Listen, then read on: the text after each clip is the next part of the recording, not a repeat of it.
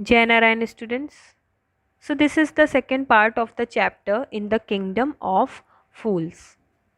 As we had discussed that how the dancing girl told the king that she had given some gold to the goldsmith to make some jewelry for her, but he delayed the work and made her walk up and down in in his house several times. And then the goldsmith said that because of the attend of the rich merchant's order, first as there was a wedding ceremony in his family. Then the king asked, can you name him? The goldsmith named the merchant, and he was none other than the original owner of the house whose wall had fallen. Now justice had come full circle, thought the king, back to the merchant when he was rudely summoned. Back to the court he arrived, crying, it wasn't me, but my father who ordered the jewelry. He said, I am innocent. But the king consulted his ministers and ruled uh, decisively, it's true, your father is the true murderer. He is dead, but somebody must be punished in his place. You have inherited everything from that criminal father of yours, his riches as well as his sins. I knew at once, even when I first set eyes on you, that you were at the root of this horrible crime. You must die. And he ordered a new stake to be made ready for the execution.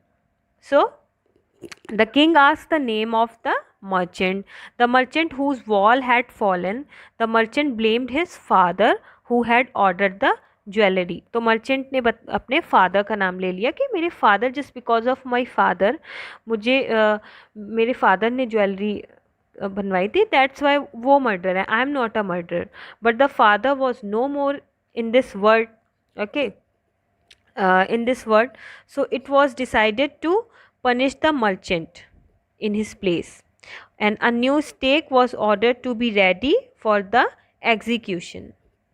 As the servant sharpened the stake and got it ready for the final impaling of the criminal, it occurred to the ministers that the rich merchant was somehow too thin to be properly executed on the stake.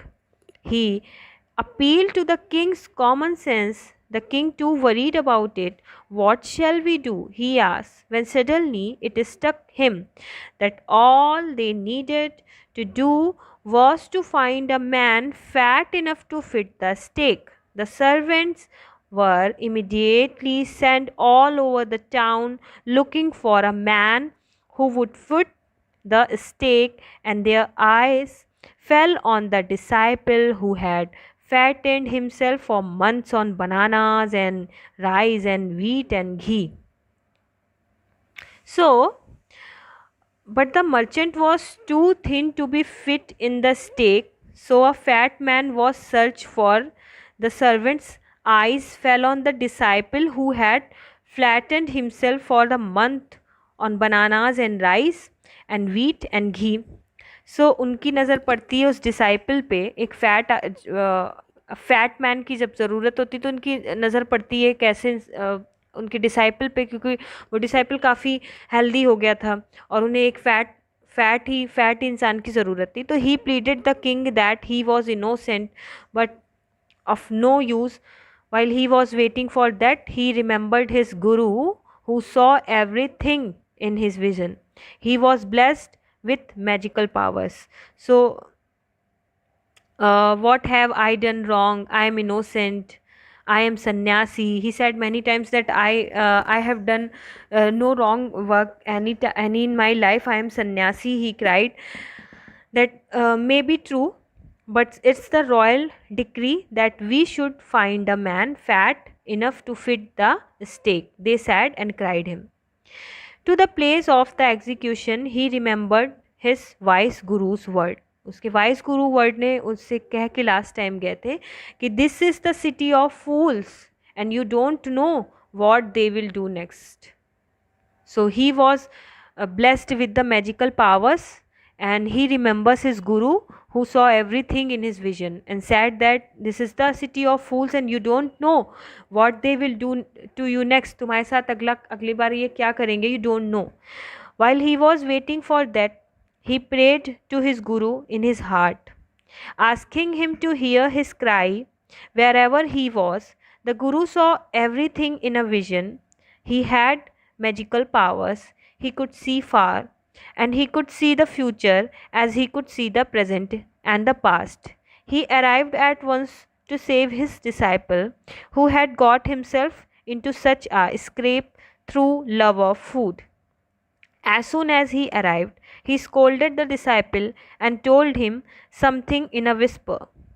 Then he went to the king and addresses him, O wisest of kings, who is greater, the Guru or the disciple? Of course, the Guru, no doubt about it. Why do you ask?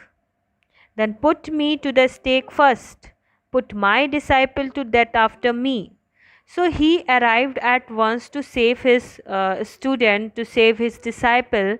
He whispered something in his disciple's ears.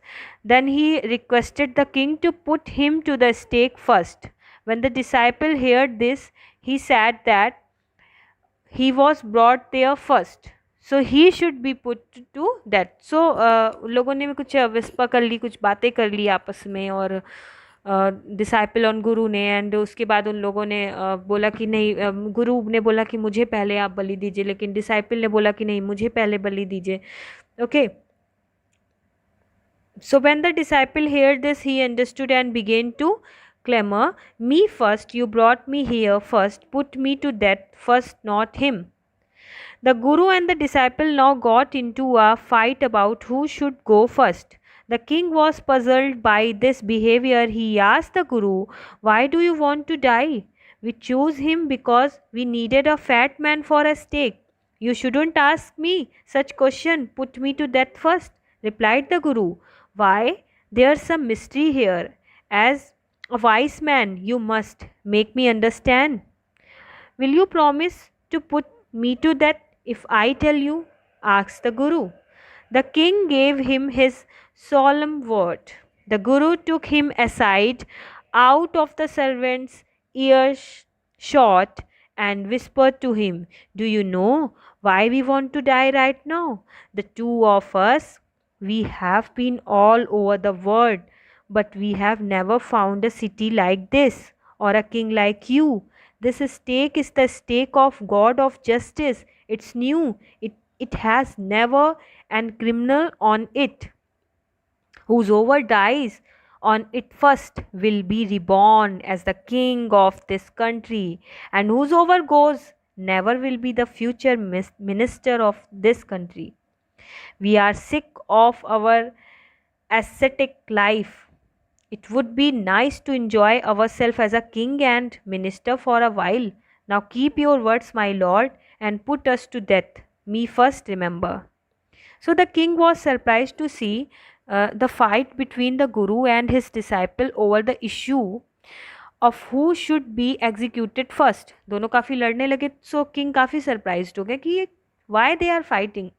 When the king asked them the reason, the Guru hesitantly, मतलब hesitate होके काफ़ी, being a very hesitation, told him that whosoever died on the stake first would be reborn as the king of that city. Means जो इसमें पहले मरेगा इस stake में, वो आपकी इस कंट्री का नेक्स्ट लॉर्ड बनेगा, नेक्स्ट किंग बनेगा.